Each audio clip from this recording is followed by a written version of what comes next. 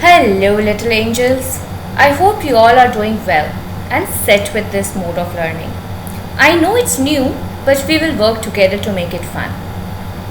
Question time. What do you see in this picture? Yes, it's our moon, our very own Chanda Mama in his nightcap, sleeping and smiling. So cute, right? Now, in this picture, what do you see? It's an elephant. Do you see that elephant-shaped cloud? It's one of my favorite games, to imagine and find shapes in clouds and then weave a story around it. How many of you do it? I know some of you do. Now, what do you see here? Our very own smart and handsome sun. Have you seen those advertisements in which sun is shown sucking energy out of kids during summers? All of a sudden, nature becomes a personality, right? And here comes the star maker of the show, Mildred Bowers Armstrong. She has written a number of poems, and initially she used to write these poems under a pseudonym, Twist of Smoke. What is a pseudonym though? It is a fictitious or stage name that people sometimes use for their own personal reasons. Do you know the real name of actor Dilip Kumar or Akshay Kumar? Now, if Mildred is the star maker, then who's the star? Here is our star, this cute little creature whom you find around you often, hiding behind a tree or stealing away a nut from your behind. You can pause here and read the poem yourself, or read with me. Let's start. He wore a question mark for tail, an overcoat of grey. He sat up straight to eat a nut. He liked to tease and play. And if we ran around his tree, he went the other way. It's a very short poem with a strong imagery.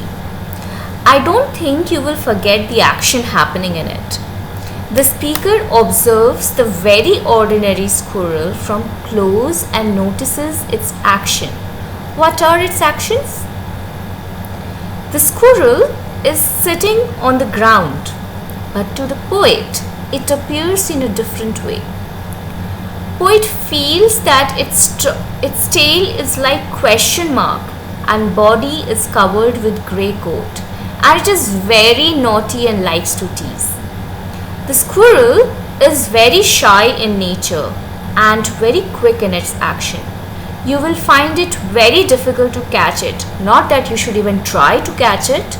Animals around us are not our property, and therefore we should never try to control them, right? They make our world so beautiful and better. So anyway, even if you try to come near it, this squirrel will quickly run away from you. The speaker imagines its tail as a question mark. If you look at its tail, you will be able to see that too. I know your imagination is very good, and surely you will be able to find that question mark in its tail. Its skin, which is very furry, is called a fur coat by the poet. It's a very short poem of just 6 lines. And if you see the last word of each line, you will find that there are few words which end in similar sound. Which are these words? You got it right. Grey, play, way. Notice that the first, third and fifth lines last word do not end in the similar sound. Rhyming word therefore are the 2 or more words that have the same or similar ending sounds. Here the words, repeat after me, grey, play and way end with the same sound. Therefore, these 3 are the rhyming words. Now, what is a rhyme scheme? Rhyme scheme is the pattern of rhyme that comes at the end of each line in poetry.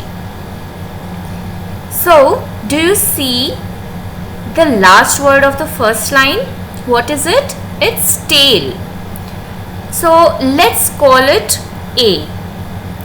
Then notice the last word of the second line. What is it? It's grey. Does it sound like tail? No, right? So, let's call it B. Similarly, third line's last word is nut, and again it doesn't sound like A or B, that is tail or grey. Therefore, we'll call it C. Fourth line's last word is play.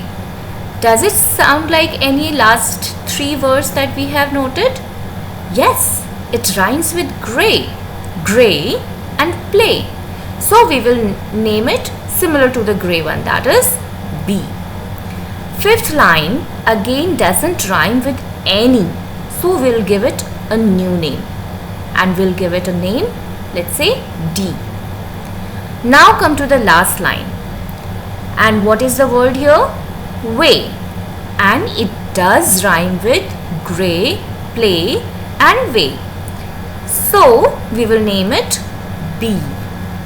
This rhyme scheme is A, B, C, B, D and B. Do you understand that? If not, do not worry.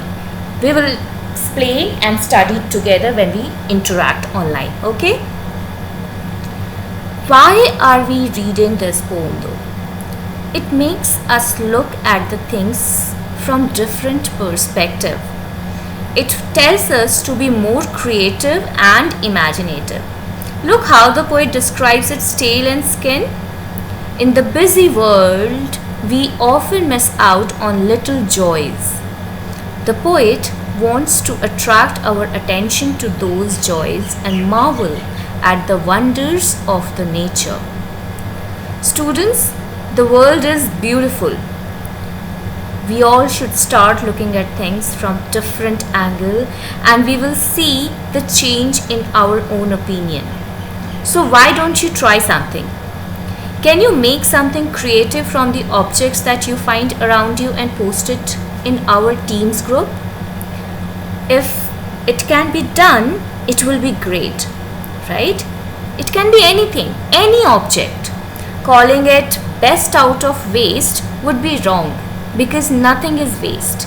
So that is your first task, and I'm sure you're going to be as creative and as imaginative as you have always been. Another task that I want you to do is to observe any live creature other than human beings, okay, around you. It could be anything: dog, cat, lizard, cow, goat, monkey, ant, butterfly, anything. Notice their actions and record it. I know many of you are very creative, and now that you are still a little more aware about rhyming scheme and rhyming words, I am sure you can convert those actions into some sort of poem, right? And I'm sure you will do it. Few questions for you. Pause here and write the answers of these questions in your notebook. I will share few more questions in the assignment after the last class of this chapter, which you will again write in your notebook. Finally, if you have any doubt or question, ask the squirrel. And if the squirrel doesn't answer your question, then ask me. You can write to me anytime, and I will surely answer you and get back to you. Till then, let your imagination soar high in the sky. Stay safe, stay home,